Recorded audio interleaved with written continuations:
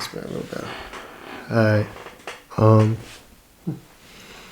alright, cool. So today, let me see, make sure. Yeah, alright. Cool.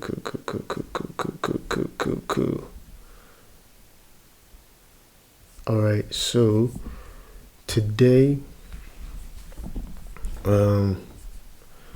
guys are talking about storage. Right?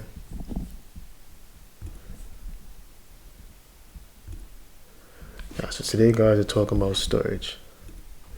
Actually, I want to put this one.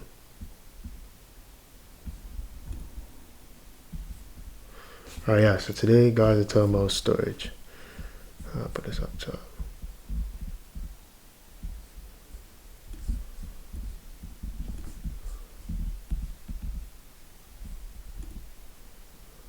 Yeah. Alright, cool. So today guys are talking about storage. And the reason why, it came to that situation was essentially it just got to a point in the past week or so, past month or so, people have been reaching out to me about different ways of trying to get better in their craft, right? And I'm looking at the way content is going, and essentially it's at a place now where a lot of people are creating more content, and which is good, which is a beautiful thing. But we also have to figure out how can we sustain that? How can we continue to get better, continue to grow, without getting burnt out as little as possible? And I've learned that part of that process is management. File management is so important, because a lot of us who do this on a regular are creating content, doing multiple projects a day throughout the week, and so that adds up throughout the month. And so as I was thinking, I'm like, you know what's the best way to save files? What's the best way or the best ecosystem to save files or to keep files, right? And so it just got to a point where I just did my own research of like, okay, how did files start? How did it continue? And then where is it going to be headed? And eventually I want to get to a place where I can create my favorite storage facility, my storage situation, my storage routine, so that I don't necessarily have to worry about trying to figure out where my files are as least as possible. All right, so when I started looking at the different hard drives or the different ways of keeping storage, I came to a few, and they weren't necessarily out of the names or the types of storage that are available isn't necessarily something that I didn't know about, but the timeline and how one form of storage transitions to the other was something that I always found interesting. Cool. So the different types of storages are hard drives, cloud-based, floppy disks, SD cards, secure digital, which just means SD cards essentially means secure digital, and SD cards is the abbreviation for secure digital. And so data storage is considered a long-term phrase, and memory is considered a short-term phrase. So when you say memory card, I had to learn that memory card is more of a short-term as opposed to SD card, which is essentially a long-term data storage, right? More of a data storage. So the terms that's used, it's indirectly associated with either short form ways of storage and long-term ways of storage. So yeah, data storage is considered a short term. Memory is considered a long term. Disk is a magnetic recording, and disk is spelled two different ways: D-I-S-K and D-I-S-C. D-I-S-K is a magnetic recording, and D-I-S-C is optimal recording. Cool. So now here's a little bit of the history of the data storage. And I got these from dataversity.net. They gave a little brief history of it.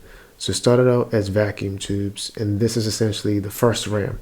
And for those of us who know what RAMs are, that's in the computer. You put that in computers to allow the speed and the processing speed of transferring files or getting through different navigations on your computer a lot faster. So for those of us who do editing, or for those of us who do gaming, we need a level of we need a faster RAM, so that because we're processing a lot more assets and more information than just the average consumer or the average user of computers and laptops. So yeah, the first RAM was created in 1948, and it says it was created by Professor Frederick Williams. And RAM is temporary because when a computer loses power data, the RAM is lost. And then you have magnetic disk, DISK. Remember, disk, DISK, is magnetic recordings. IBM drove an early revolution by inventing floppy disk. Some of you guys are young, but for those of us who are a little bit older, floppy disk is like a square piece of plastic that you would use to save your files on. And so you would use and IBM invented the floppy disk and the hard drive from 1956 to 2003. Floppy disks were easily installed and easily removed, portable storage devices.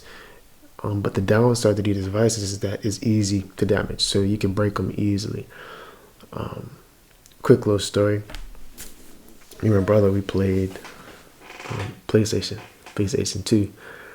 And I don't know if you guys who've had PlayStations or the early PlayStations, you would have like 8 megabytes of storage and 16 meg. I think some people had 16 megabytes of storage, and you would think, yo, that's the you must be living large if you got multiple storage spaces to hold the games that just save data onto these games. But 8 megabytes, nowadays 8 megabytes is so small. And PS2 came out early 2000s. And now 20 years later, 8 megabytes can't get you nothing now. 8 megabytes is like a photo nowadays. And we were holding entire games. Well, not entire games. We were saving our games on those data storages. So just thinking about the time that has passed from then until now has actually been, it's been pretty incredible. Yeah. All right, so continue. Optical discs. Now DISC, not DISK. So remember, DISC is optimal recordings and DISK is magnetic recordings. So if you look at the floppy disks, it's more of a magnetic recording or magnetic piece on the plastic squares, DIS, and then we go over to the optimal disks, they're spelled DISC. Now, these optimal disks were invented by James T. Russell.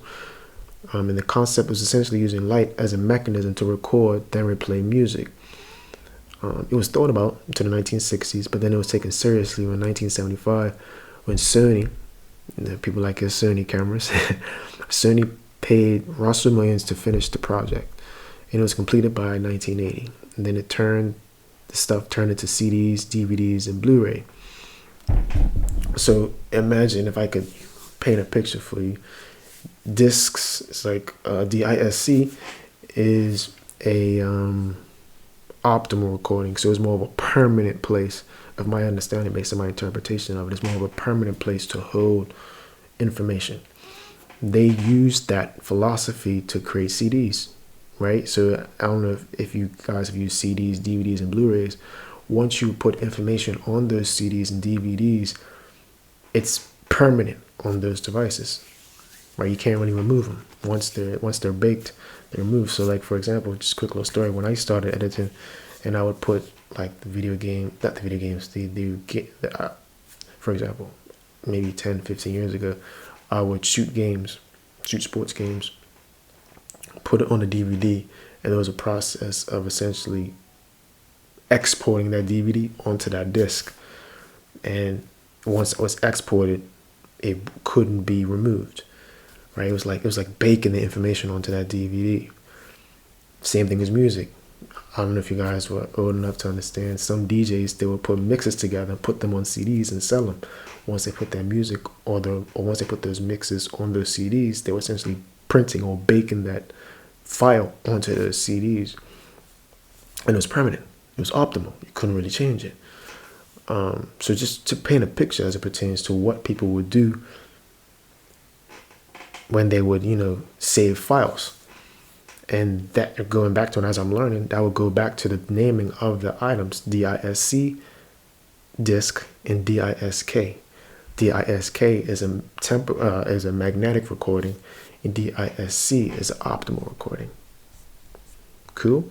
All right, so now we're going on to flash drives. Everybody knows what a flash drive is, like a little pen, or a little 2-inch length, long-winded piece of recording. A piece of the what's it called?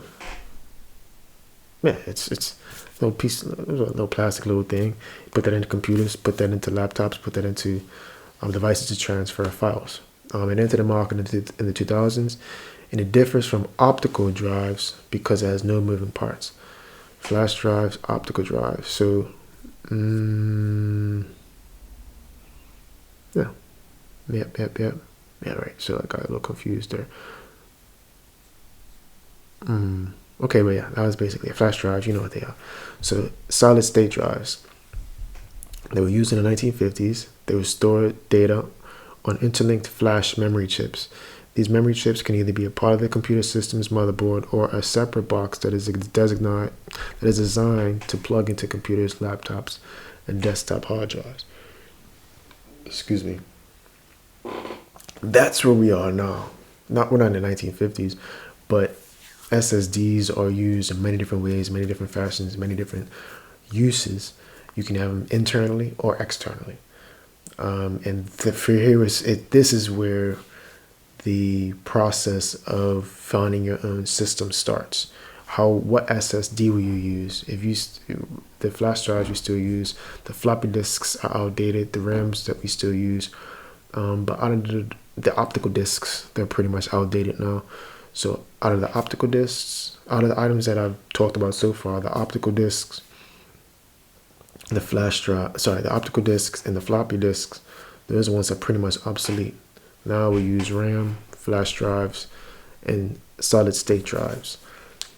So if I were to build my own computer, the first thing I would look for is the SSD. Do I want an internal SSD or external SSD? Some people have both, because if you have most computers have both. Forget what I just said. All computers have an SSD, has an internal SSD storage. What amount that is, that depends on how much you really want to pay. But each computer and each laptop has an internal SSD, and it also has RAM. And then from there you have external SSDs. This is where most people use to store files outside of their internal SSDs. Or I'm not going to get too complicated, but essentially you have two forms of SSD. Some that you put in your computer, and SSDs that you put outside your computer. So up to you, depending on how much SSD. If you were to build your own computer, how much would you put in your computer? And then how much will you continue to buy outside your computer, right? Okay, so then after that, you have data silos. Data silos are a repository of data that's controlled by one department or business unit and isolated from the rest of the organization. Data storage for businesses that is incompatible with their system but important enough to save for the future. For example, a company's sales department may have a separate database from the accounting department, making it impossible for those two groups to work together to share data about customers and sales. So imagine a big organization. These data silos are more for big corporations, right? Each corporation has different departments. Each department has their own way of doing things. So you don't really want to. So each department has their own information, has their own unique storage system. So if I'm in production, I'm sending a file to the production silo. If marketing has a department, marketing sends their files to data silos. If engineering has a department, they're sending their files to a specific data storage site. So all of our production, engineering, and marketing don't necessarily have the same storage facilities that they send to, right? Because, like I said, they have their own system and process of working with things. The advantage to that, it keeps things organized. The disadvantage, though, is that there is a chain of command that you have to go through just to get that information, right? So if you need a file from engineering for a specific case, you have to be in constant conversation with the person who has access to the other pieces of information in the different departments so that you can get that information. And depending on what organization you're part of, indicates that it may be easier or harder depending on who the individuals are. Yeah. And then the next one is data lakes. And the data lakes are used to store and process big data. Multiple organizations pool huge amounts of info into a single data lake, and the most information saved can be accessed by the internet, aka network attached storage, or a NAS. So NAS is essentially a central base where all the files have been stored into. So instead of a data silo where we have individual departments having their own storage space, a data lake is essentially all the departments putting their information all in the same place. Again, the strength and the advantage to this is that depending on not everybody, but whoever has access to the data lake can access all the files everywhere. So like I said, the advantage is that you have the ability to access files easier. The disadvantage is the files are less saved, if that makes sense. They're less protected. Right? So if I have the password to data lakes and somebody engineering has a password to the data lake, and then someone in marketing has a password to the data lake, I can dab into engineering can dab into production, marketing can dab into both all the other two departments, and vice versa. It can be a lot intertwined. Depending on how secure the organization wants to be, dictates how much information or what they choose to be with. And the last one is cloud data storage, often used to back up information initially on site. So for those of you who have iPhones, it's essentially having an iCloud account where you put your files up to the cloud and you use it as a way of storing your data. Right? So when I studied this process of the different forms of saving storage and saving information, I looked at it as an opportunity to understand not the proper way, but understand the best way for each individual or each corporation or each business to file storage their information. Right? Like I said in the beginning, a lot of us are at a point in time now where we're creating more content, we're organizing more content, and what we have to do is prioritize how we're going to save this content. What are we going to do to save this content? And so how are we going to optimize the ability to keep ourselves organized, the more content that we create? And going through this process, we are all at different stages in our creative journey. So the way we store files should change as we continue to grow. So for example, what I did was I started on hard drives, external hard drives, and then I added external hard drives. Now I'm in a place where on top of my files that I already have stored, I'm now creating backup hard drives to store backups on, right? So I have external SD cards, I have solid state drives that I use on a daily, that I use more actively, and then there are SSD cards that I don't use at all, just in case my main SSDs break down for one reason or another. The advantages and disadvantages of SSDs and the different types of SSDs are a whole different story. That's not really for this specific live, but to understand that there are so many different types of hard drives depending on the stage that you're at, it's helpful to know what they are and how to use them. So in my case, I use SSDs. I'm not big enough to have a data silo. I'm not big enough to have a data lake, right? Because if the data silo is for multiple departments. For the most part, I'm a one-man band. A data lake or NAS is not really necessary for me because I don't have different departments. It's more for bigger organizations. Now, I may need a cloud storage base as a backup, as a third or as a second backup, just because of insurance policy. If both my SD card or if both of my SSDs go down, then what will I do? Right, I won't have a backup. So for me, in my perfect world, this is what I would do. I would have an SSD, external hard drive, an external SSD to hold my primary files. Those primary files will also be backed up by a second SSD, and then they will also be backed up in the cloud. So I have 3 copies. I have the main SSD, the backup SSD, and the cloud storage database. So I had 2 backups to the main, in addition to the main SSD.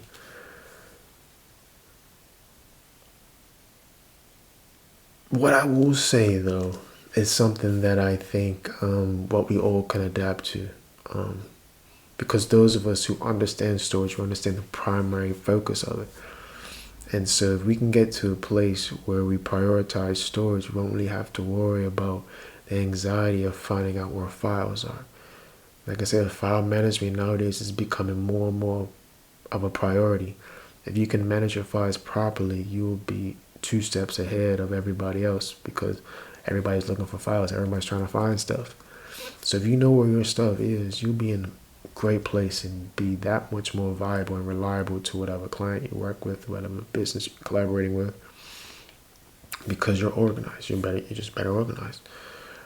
So what I would say is, if you're in a place of trying to figure out how you want to, if you're starting out on trying to figure out the best way to save files and to save storage, the first thing that I would do, if I was in your shoes, is get an SSD. Yep, get an SSD. Yep, get an SSD. And let's say if I had $100.